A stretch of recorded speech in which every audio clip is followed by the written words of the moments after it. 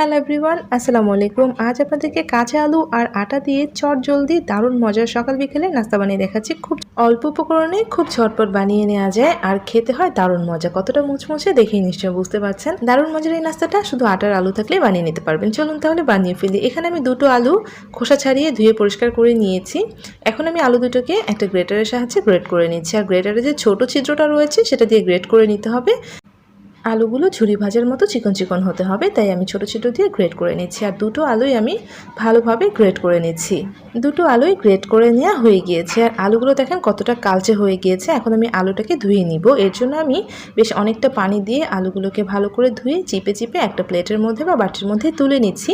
আর এভাবে আমি আলুগুলোকে 3বার ধুয়ে নিব, যাতে আলুর কালচে ভাবটা একদমই চলে যায়।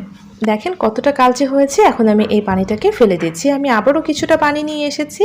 তারপর আবারও আমি আলুগুলো পানির মধ্যে দিয়ে আবারও ভালো করে ধুয়ে নিচ্ছি। দেখেন এখনও কতটা আঠা বা ফেনা ফেনা ভাব রয়েছে। তো এভাবে চিপে চিপে ফেলে দিচ্ছি। দেখেন এই পানিটা কত কালচে। এবার এটাকে ফেলে দিচ্ছি। আবারও কিছুটা পানি নিয়ে এসেছি। এবারে আমি খুব ভালো করে ধুয়ে চিপে তুলে নিব। আর এটা ধোয়া লাগবে না, এখন কিন্তু একটু পরিষ্কার পানি বের হবে। তো খুব ভালো করে চিপে আমি প্লেটের মধ্যে তুলে নিয়েছি আর পানিটুকু ফেলে দিচ্ছি। আর অল্প পরিমাণে পানি নিয়ে এসেছি। আর দেখেন এই যে আলুগুলোকে চিপে একটা প্লেটে তুলে নিয়েছি। এখন এখান থেকে 2-3 টেবিল চামচের মতো আলু নিয়ে আমি পানির মধ্যে রেখে দিচ্ছি। মানে অল্প করে পানির মধ্যে অল্প একটু হলেও এভাবে নিয়ে নিয়েছি। পানিটা কিন্তু খুব বেশি না। তো এই দেখেন এটা আমি এভাবে একটা সাইডে রেখে দিচ্ছি। আর এখানে যে আলুটা ছিল সেটা নিয়ে যাচ্ছি। চুলায় প্যান বসিয়ে দিয়েছি। তার মধ্যে 1 টেবিল চামচের মতো তেল দিয়ে দিয়েছি। তার মধ্যে দিচ্ছি জিরা ফোড়ন। এখানে আমি আধা চা চামচের একটু বেশি আস্ত জিরা দিয়ে দিয়েছি তেলের মধ্যে। একটু নেড়ে ছেড়ে দিয়ে এখন এর মধ্যে আমি 1 কাপ পরিমাণে পানি দিয়ে দিচ্ছি। আর পানিটা দিয়ে আমি কিন্তু বলক তুলে জাল করে নিব। তার মাঝে আমি এর মধ্যে একটু নেড়ে চেড়ে দিলাম আর দিয়ে দিচ্ছি লবণ। এখানে আমি আধা চা চামচ লবণ দিয়েছি। আর পানিটা যখন এরকম বলক ওঠা শুরু করবে আলুগুলোকে দিয়ে দিতে হবে। সবটা আলুই কিন্তু আমি এর মধ্যে দিয়ে দিয়েছি। আর চুলার আঁচটা এই পর্যায়ে হাই করে রাখতে হবে, চুলার আঁচ কিন্তু কমিয়ে রাখা যাবে না। তো একটু নেড়ে চেড়ে দিচ্ছি। তো আলুর মধ্যে ভালো করে একটা বলক আসতে হবে। এখন এর মধ্যে আমি দিচ্ছি হলুদ। এখানে আমি অল্প পরিমাণে হলুদ দিয়েছি, আধা চা চামচ দিলেই হবে। নেড়ে চেড়ে হলুদটাকে মিশিয়ে নিচ্ছি। আর দেখেন খুব ভালোভাবে কিন্তু বলক আসা শুরু করেছে। তো এখন এর মধ্যে আমি সামান্য একটু কাঁচামরিচ কুচি দিলাম আর দিচ্ছি ধনেপাতা কুচি। হালকা করে একটু নেড়ে দিচ্ছি, খুব বেশি নাড়াচাড়া করতে হবে না, হালকা করে একটু নেড়ে মিশিয়ে নিয়েছি। এখন এর মধ্যে আমি 1 কাপ নিয়েছি আটা। এই 1 কাপ আটার মধ্যে আমি অর্ধেকটা দিয়ে দিচ্ছি, পুরোটা কিন্তু দিচ্ছি না। আপনারা চাইলে এখানে ময়দাও দিতে পারেন। তো আটা দেওয়ার পরে এখন চুলার আঁচটা একদম কমিয়ে দিয়ে অনবরত নেড়ে ছেড়ে দিচ্ছি। প্রথমে কিন্তু আমি আধা কাপ আটা দিয়েছি।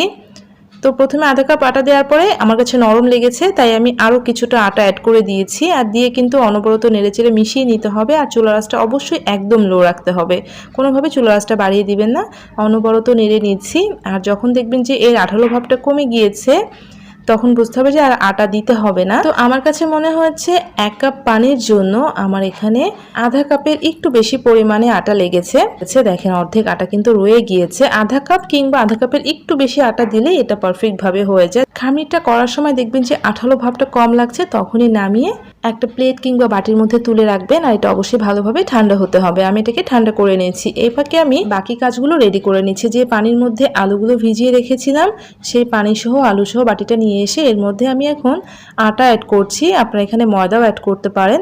তো প্রথমে আমি 3 টেবিল চামচ পরিমাণে আটা দিয়েছি। আটা দেওয়ার পর আমি ভালো করে মিক্সড করে নিচ্ছি। আমি অ্যাকচুয়ালি এই মেজারমেন্টটা আপনাদেরকে বলিনি, আপনারা এটা বুঝে শুনে করে নেবেন। আমি আবারও 2 টেবিল চামচ আটা দিয়েছি। তো এখানে আমি টোটাল 5 টেবিল চামচ আটা ইউজ করেছি। দেখেন আমি আবারও 1 টেবিল চামচ আটা দিয়ে দিয়েছি, কারণ এটা একটা ঘন ব্যাটার হতে হবে। আবারও কিছুটা আটা দিয়েছি। আমি আপনাদেরকে উঠিয়ে দেখাবো যে এটা কতটা ঘন হতে হবে। তাই অল্প অল্প করে আটা অ্যাড করে আমি একটা ঘন ব্যাটার করছি। দেখেন এটা কতটা ঘন হয়ে গেল, ঠিক এরকম ঘনই হতে হবে। তারপর এর মধ্যে আমি লবণ দিচ্ছি সামান্য পরিমাণে, তারপর দিচ্ছি ধনেপাতা কুচি, তারপর দিচ্ছি 1 চা চামচ সাদা তিল। আপনাদের কাছে সাদা তিল না থাকলে না দিলেও চলবে। তারপর দিয়েছি 1 চা চামচের মতো চিলি ফ্লেক্স, আর দিচ্ছি সামান্য একটু হলুদ গুঁড়া, এতে করে কালারটা ভালো লাগবে। এখন আমি নেড়েচেড়ে সব কিছুকে মিক্সড করে নিচ্ছি। এটা এতটাই ঘন করবেন যাতে ব্যাটারটা কোনোভাবেই নাস্তাগুলো বানানোর সময় এর গা থেকে সহজে পড়ে না যায়। সো এভাবেই ঘন করে ব্যাটারটা বানিয়ে নিতে হবে। আমি ব্যাটারটা একটা সাইডে রেখে দিয়েছি, হাতের মধ্যে একটু তেল লাগিয়ে নিলাম। তারপর যে খামিরটা ঠান্ডা হওয়ার জন্য রেখেছিলাম সেটা ঠান্ডা হয়েছে, খুব ভালো করে একটু মথে নিচ্ছি। খুব যে জোরে জোরে মথে নিতে হবে এমন না, এটা এমনিতে অনেক সফট থাকে, আলতো করে একটু মথে নিয়েছি। আর অবশ্যই হাতের মধ্যে তেল লাগিয়ে নেবেন, কারণ এটা কিন্তু একটু আঠালো থাকে। দেখেন কত সুন্দর হয়েছে। আমি এখন একটা রুটিবেলা বোর্ডের মধ্যে নিয়ে নিব। তার আগে রুটিবেলা চাকতির মধ্যে কিছুটা তেল লাগিয়ে নিলাম। অবশ্যই একটু তেল লাগিয়ে নিব, আর যে বেলনাটা রয়েছে সেই বেলনার মধ্যেও তেল লাগিয়ে নিলাম। তারপর খামিরটা নিয়ে এসে এখন আমি একটু মথে নিয়ে গোল করে রুটি বেলে নিব। এখানে কোনো ধরনের ময়দা আটা কিছু ছড়িয়ে দেওয়া যাবে না, খুবই আলতো করে বেলে নিতে হবে। খুবই আলতো করে বেলে নিলে এটা খুব সহজেই দেখবেন যে ছড়িয়ে যাচ্ছে।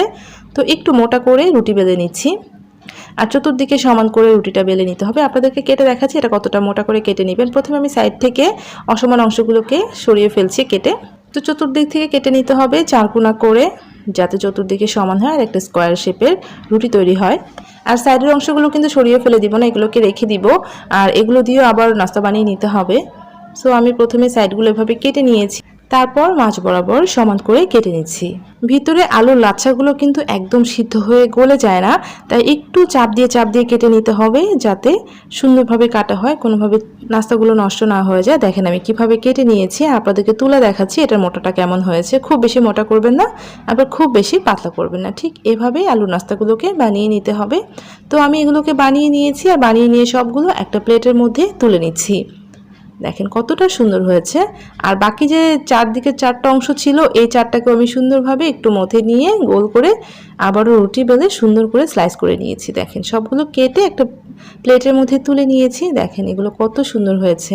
এখন এখান থেকে একটা নাস্তা নিয়ে আমি যে ব্যাটারটা বানিয়ে রেখেছিলাম আলুর লাচ্ছার, সেই ব্যাটারটা মধ্যে ডুবিয়ে নিয়েছি। আমি চামচ দিয়ে করে নিচ্ছি, আপনারা চাইলে এটা হাত দিয়েও করে নিতে পারেন। তারপর চামচ দিয়ে তুলে এভাবে তেলের মধ্যে একে করে দিয়ে দিচ্ছি। আর তেলটা আমি আগে গরম করে রেখেছিলাম, আর গরম তেলের মধ্যে দিয়ে দিচ্ছি। চুলার আঁচটা মিডিয়াম টু লোতে রেখে এগুলো ভেজে নেওয়া ভালো, তাহলে অনেক বেশি ক্রিস্পি হয়, কালারটাও সুন্দর থাকে। তো আমি এভাবে এগুলোকে ভেজে উল্টে পাল্টে নিচ্ছি। আর যতক্ষণ এটার খুব সুন্দর একটা কালার আসছে ততক্ষণ ভাজতে হবে, আর ততক্ষণে কিন্তু এগুলো অনেক বেশি মুচমুচে হয়ে যাবে। তো আমি চুলার আঁচটা মিডিয়ামে রেখে সুন্দর একটা কালার করে ভেজে নিয়েছি। যখন দেখবেন যে এর গায়ে হালকা একটু লালচে কালার চলে এসেছে, তখন এগুলোকে তেল থেকে তুলে নিতে হবে। দেখেন এরকম একটা কালার হতে হবে, খুব সুন্দর আর অনেক বেশি মুচমুচে। তখন এগুলোকে ঝটপট তেল থেকে তুলে নিচ্ছি, আর বাকি যেগুলো ছিল সেগুলোকে আমি সেমভাবে এই তেলের মধ্যে ভেজে নিচ্ছি। আর এটা ভাজতে কিন্তু অনেক বেশি তেলের প্রয়োজন হয় না, অল্প তেলে ভেজে নেওয়া যায়। তো আমি সবগুলো এভাবে ভেজে নিয়েছি, আর ভেজে সবগুলো একটা প্লেটের মধ্যে উঠিয়ে নিচ্ছি। তো সবগুলো ভেজে প্লেটে তুলে নিয়েছি। দেখেন কতটা সুন্দর লাগছে, আর খেতেও অসম্ভব মজা। বাড়িতে থাকা অল্প কিছু উপকরণ দিয়ে আপনারা সকাল বিকেলে এই দারুণ মজা নাস্তাটা বানিয়ে নিতে পারেন। আমার কাছে খেতে ভীষণ ভালো লেগেছে, খুবই মজা খেতে। যে একবার খাবে সে কিন্তু বারবারই বানাবে। আর সস দিয়ে খেতে কিন্তু দারুণ লাগে, আর এটা কিন্তু অনেক বেশি মুচমুচে হয়, ফ্লেভারটাও হয়ে থাকে অনেক সুন্দর। তো রেসিপি ভালো লাগলে প্লিজ একটা লাইক দিতে ভুলবেন না, আর এমন নতুন নতুন রেসিপি পাওয়ার জন্য প্লিজ চ্যানেলটা সাবস্ক্রাইব করে সাথেই থাকবেন। সবাই অনেক ভালো থাকবেন। আল্লাহ হাফিজ।